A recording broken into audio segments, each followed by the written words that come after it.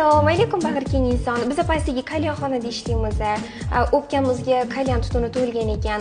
Doktorga borgandik, siz yuzda toza havo borligini aytgandi. Bir kunga yashab tursak bo'ladimi? Yo, mayli. Savob uchun. Mayli, kiringlar. Rostdan, rahmat. Kel. Hozir kim u? Yo.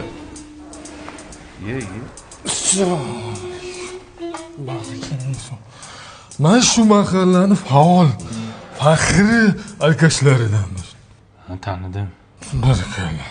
Xullas doktorga borsam, toza havo kislorod oling deb sizni uyingizga jo'natdi.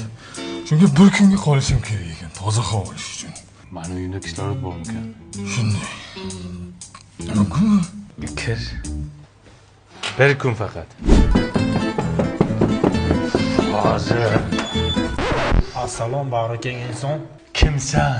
Men qonchiman. Bilasiz, qonda chang juda ham ko'p yashab bo'lmaydi. Doktorga borsam sizning uyingizda toza havo bor dedi. Bir kun yashay aka. Koncha. Kir. Rahmat. Havoni zo'rligini. Kir mana yoqqa. Alo doktor. Tez mana yoqqa yetib kelasan.